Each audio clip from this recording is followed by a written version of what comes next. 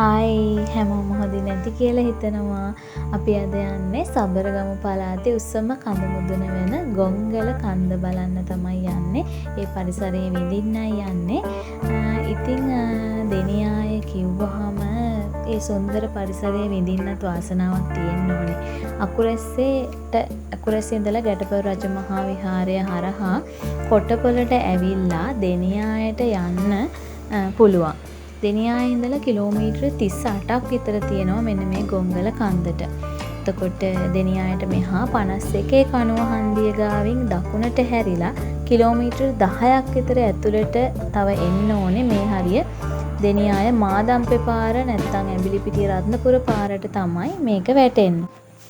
ගොංගල කියන්නේ පරිසරයේ සුන්දරත්වය වගේම අපිට ඊටාම වැදගත් තැනක්. ඒ මොකද මේ තියෙන ගැටබර රජමහා විහාරය ඉතින් අපි වැන්දලා පන්රුත් දාලා තමයි ගියේ. ඉතින් මං කිව්වත් වගේ මේ දකුණු පළාත ඉලක්ක කරගත්ත ප්‍රධාන ප්‍රතිවිකාශන මධ්‍යස්ථානය නැත්නම් රූපවාහිනී නාලිකා 10ක් හරි ගුවන් විදුලි නාලිකා 29ක් විතර ප්‍රතිවිකාශන කටයුතු සිදු කරගෙන යනවා. ඉතින් අපි යන ගමන් උදේ පාන්දර කෑම අරගෙන ආපු ඒවා මගදී නතර කරලා කාලා තමයි ආයි ගමන පටන් ගත්තේ. ඉතින් එකම තැනක ඉඳලා වැඩිම ප්‍රතිවිකාශනයක් සිදු කරන තැනක් විදියට ගොංගල කන්ද ඉතාම වැදගත් වෙනවා. මෙතනින් තමයි මාදම්පේ පාරට දාන්නේ.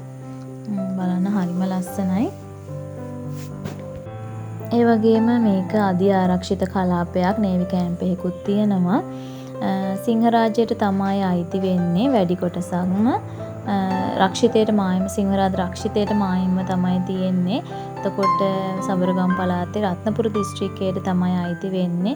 උසින් ගත්තොත් ලංකාවේ 15 වෙනි ස්ථානයට තමයි තියෙන්නේ. උස ගත්තොත් මීටර 1358ක් වගේ උසයි. ඒ වගේම ආමෙත් පේන්නේ අර ඈතින් පේන්නේ ඒ ගල. ඉතින් මෙතන කඩයක් තියෙනවා. එතන අපිට බයික් දාලා යන්න පුළුවන්. දැන් අපි කිට්ටුවටම ඇවිල්ලා ඉන්නේ. ඉතින් ජැකට් බෑග් ඔක්කොම තියලා අපි ෆ්‍රී එකේ බයික් එකෙන් ඔන්න මෙතන ඉඳලා යන්න පුළුවන්. ඇත්තටම මේ බයික් වල යන එක ලේසි. ගොඩාක් දුරට එහාට කිට්ටුවටම යන්න පුළුවන්.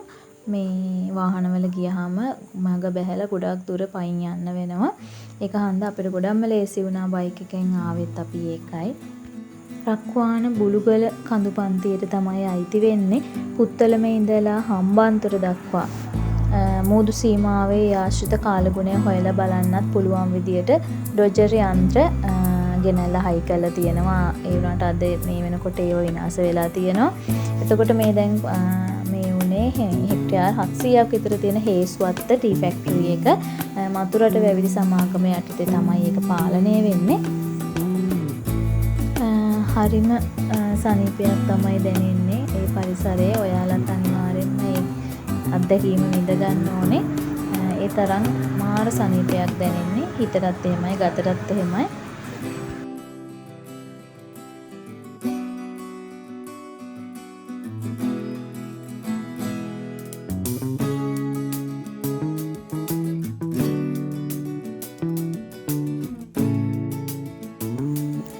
ඉතින් මෙතන වාහන නතර කරලා යන්න පුළුවන්. මෙතන වාහනේ අනිවාර්යයෙන්ම නතර කරලා මෙතනින් ටිකට් එකක් අරගෙන තමයි යන්න ඕනේ. පොලිතින් අරව මේවා බෝතල් ප්ලාස්ටික් බෝතල් ඒව මොකුත් අරගෙන යන්න බෑ.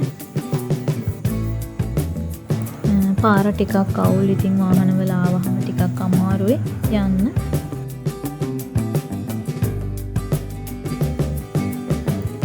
කැලේ මැදින් තමයි යන්න තියෙන්නේ. දිය පාරවලුත් තියෙනවා. හරිම ලස්සනයි. හෝටන් ප්ලේස් ගියා වගේ තමයි මට නම් දැනුනේ. හෝටන් ප්ලේස් වගේමයි. හෝටන් ප්ලේස් වල අර උස ගස් නැහැ. මෙතන උස ගස් තියෙනවා. ඒ පරිසර පද්ධතියේ ඒ විදියමයි මට දැනුනේ. ඒ වගේම තමයි අවදානමකුත් තියෙනවා. හරි පරිස්සමෙන් යන්න ඕනේ. හරි පරිස්සමෙන් ගිහින් එන්න ඕනේ. ෆොටෝ ගහනකොට හරි පරිස්සමෙන් පල්ලෙහාට වැටුණොත් අහුල ගන්නවත් හම්බ වෙන්නේ නැහැ. පොඩි එක හොයාගන්නවත් හම්බෙන්නේ. ගාල්ලේ ගින්තොටින් මූදට වැටෙන ගින් ගඟ මේ ගොංගල කන්දෙන් පටන් ගන්නවා කියලා තමයි කියන්නේ.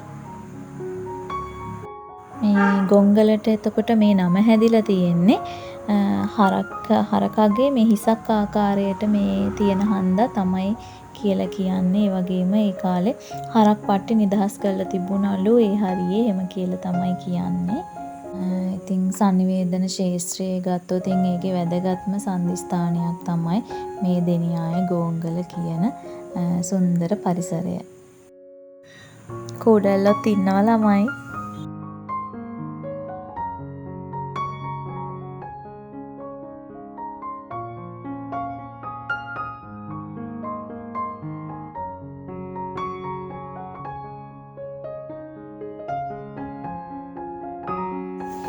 අපි අකුරැස්සෙන් 6:00ට විතර තමයි අපි 6 දෙනා ගමන පිටත් උනේ.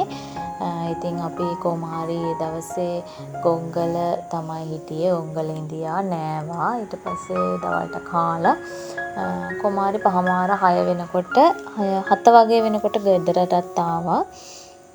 ඒතර දවසක් ඇතුළත ඇවිදින්න පුළුවන් හොඳම තැනක් විදියට මට highly recommend කරන්න පුළුවන්. හරිම ලස්සන තැනක් තමයි ගොංගල කන්ද.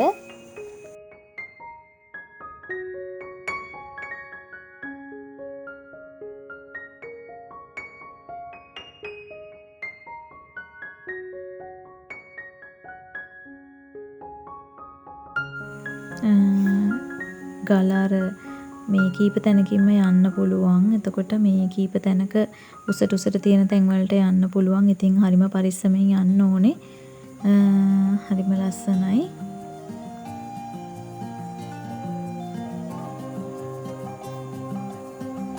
වලාකුළු වල තමයි ඒ හරියේ ඉන්නේ. වලාකුළු වෙනවා ඒ හරියට. වලාකුළු වල ඉන්නා වගේ තමයි දැනෙන්නේ.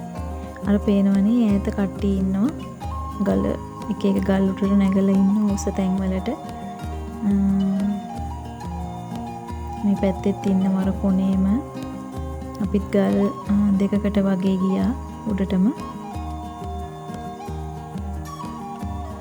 හුලං උත් අතට එනවා උලඟ. අනිවාර්යෙන් ස්වභාව ධර්මය අපි ආරක්ෂා කරන්න ඕනේ. මේ අර මම කිව්ව මේ ඩොජර් යන්ත්‍රය තමයි තියුනේ. මේවට ඇතුළට යන්න අවසර ගන්න ඕනේ විශේෂයෙන්ම. මෙන්න මේ ස්ථානයේ තමයි ප්‍රතිවිකාශන කටයුතු සිදු කරන්නේ. මෙතනත් මේ අවසර අරගෙන තමයි අපි මෙතන ටිකක් බලන්න මේ අවසර අරන් තමයි ගොඩ වුනේ.